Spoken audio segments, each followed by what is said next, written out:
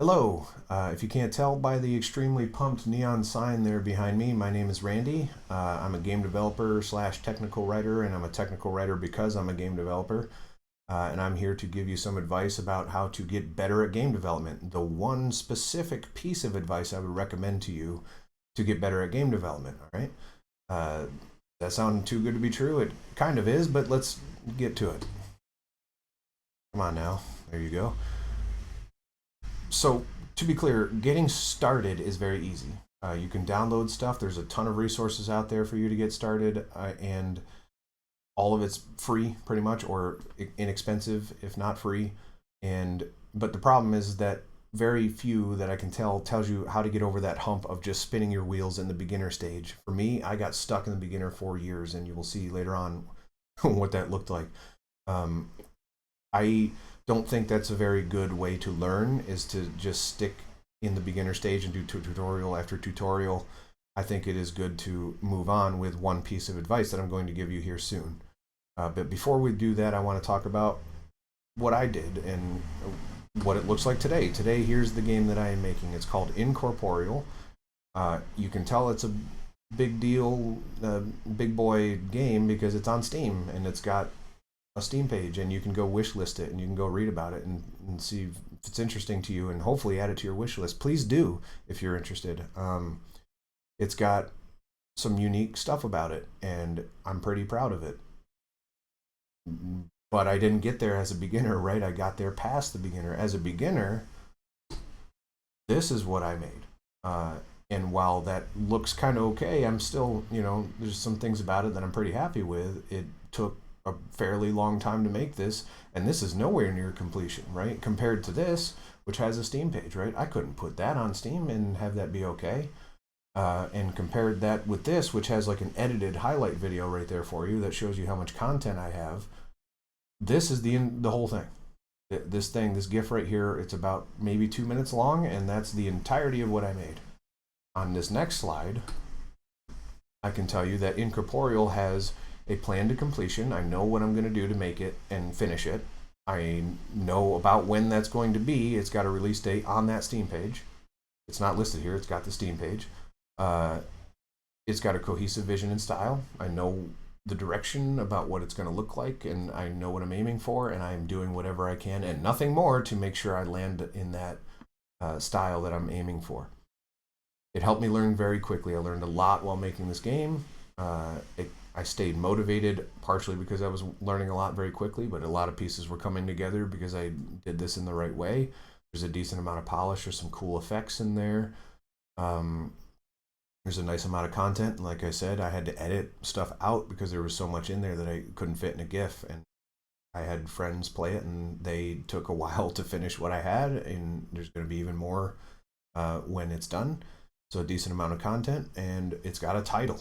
My first game did not. That's how, and which is sad considering that In Corporeal took only 1 year of on and off development, just one, and that wasn't consistent. That's not full time. That's not every single day. That is on and off when I have time. Took 1 year to get where I am today, which is kind of in the finish line, versus my very first game, which, as you can see in this red jarbled text, took me 2 years, and I got none of that. It took me 2 years of way more consistent, like just banging my head against it, learning nothing, trying to make this work, this new feature, this, that, instead of working within a solid vision about what I was capable of doing.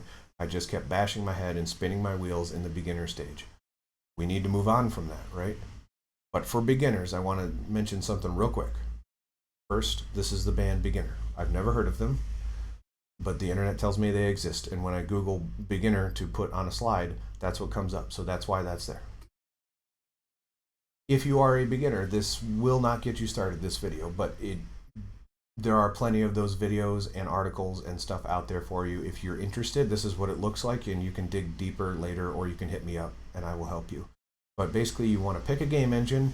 Any of them will work. Don't worry about best or ideal or whatever. Follow a comprehensive, thorough tutorial on the engine. There's free ones on YouTube. You're watching this on YouTube, so you have access to free ones. Get a baseline comfort of the engine. Feel good about it. Play around with it. That's in there somewhere too. Well, there's have appropriate expectations first, which is to say it's hard. and you're going to make crap for a long time. That's okay. Um, tinker around, tinker and play around, experiment with the tutorials that you're making. If a tutorial says to do it one way and you see in your brain, I think I can do it another way, try it. See if it works. That means you're trying to get an understanding of how the game development process works. Stay consistent. Try it every day, pretty much. Like, just like you're exercising, because that's kind of what you're doing in the beginning. Get the reps in. Make sure you do it on a fairly consistent basis so it sticks in your brain. Make it a habit. But most importantly, enjoy the process. If you don't enjoy it, you're wasting your time. Because if you're doing it for some kind of other reason, creatively, financially, or whatever, that stuff it may not come ever, and it definitely won't come soon. So make sure you enjoy this, or don't try to do something else. If you need, like I said, if you need something specific, maybe leave a comment. Find a way to reach out to me. It's the internet. You're smart.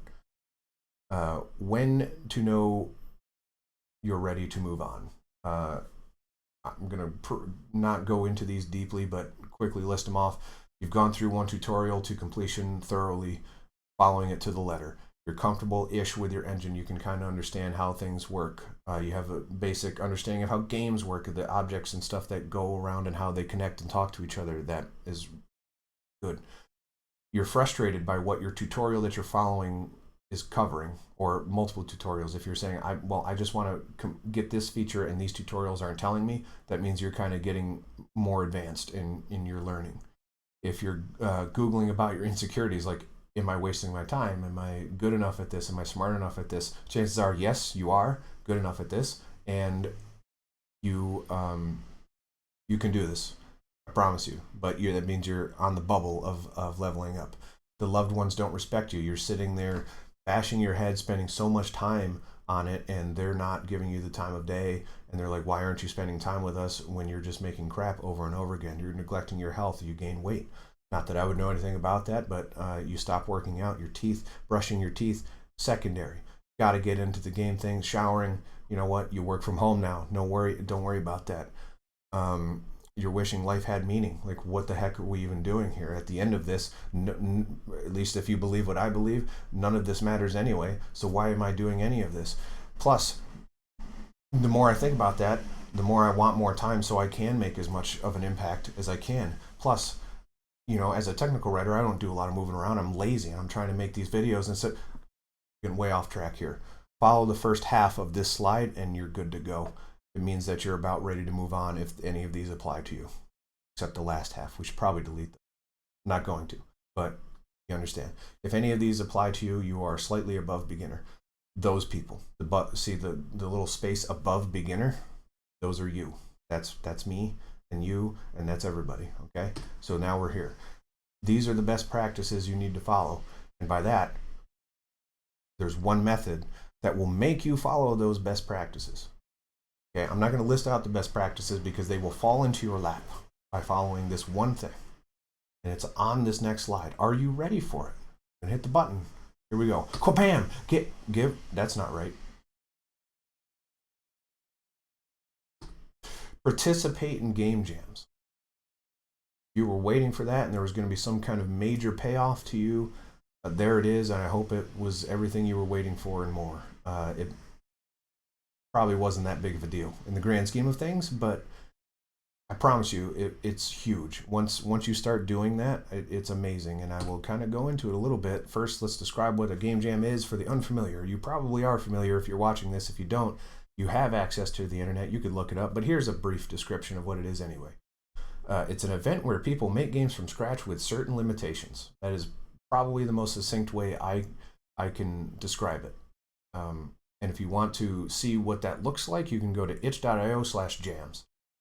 Plenty of game jams on there. You basically sign up for a game jam. You have a limited window in which to make a game. You submit it.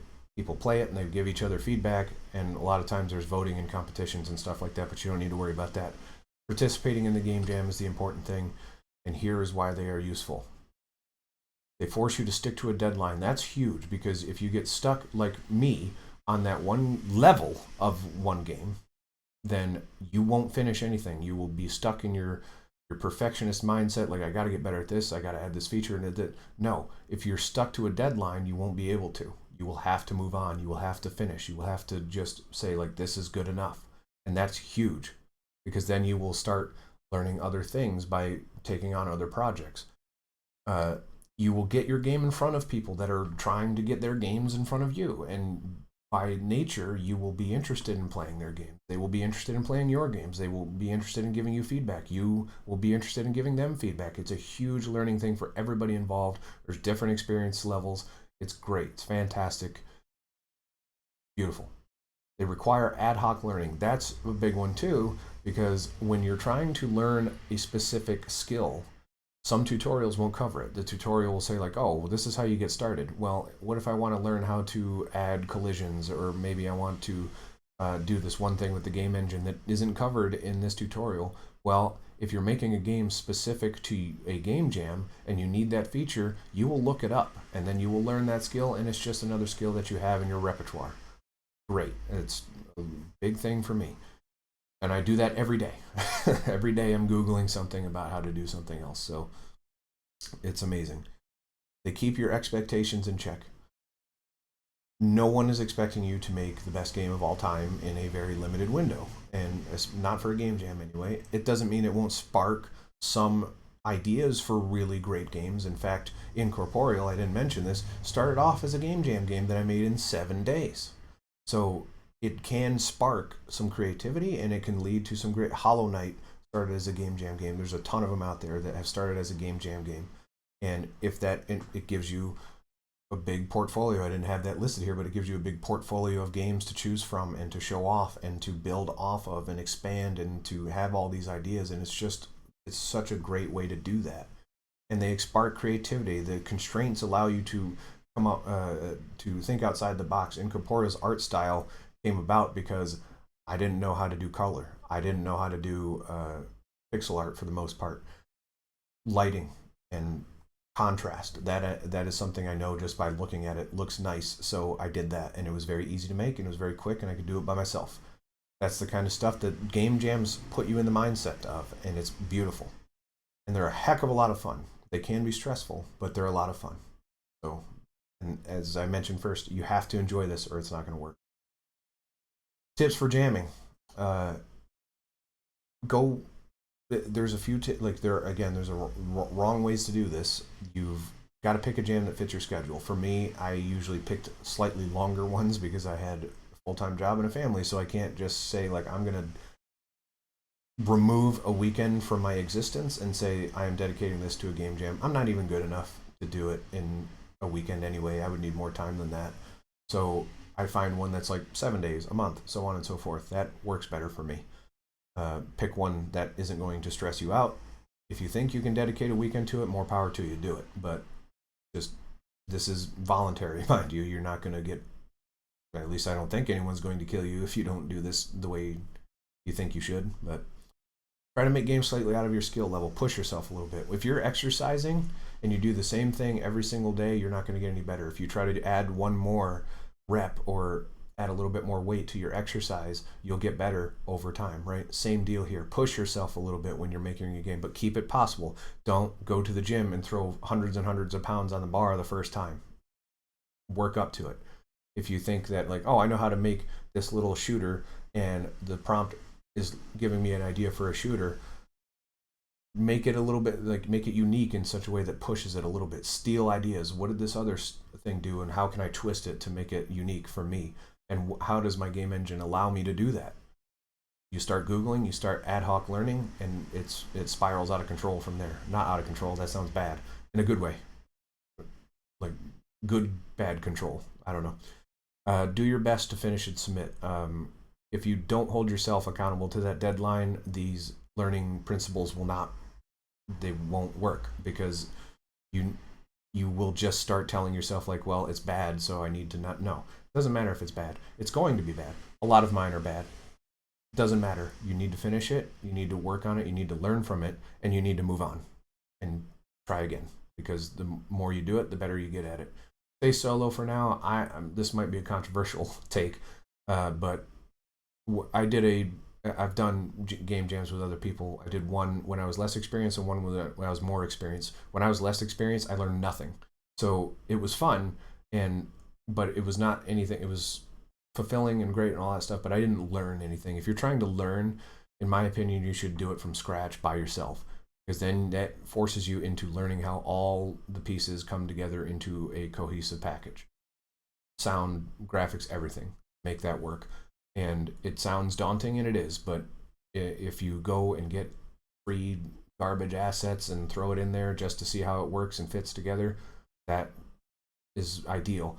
And then once you get better, you can start saying like, hey, I think design is my thing or programming is my thing. You can work with other people and you can know how that fits together and inform each other when you are making your game. But for now, if you're at beginner stage and you want to get beyond beginner stage, stick with solo so you can learn about how all of that works.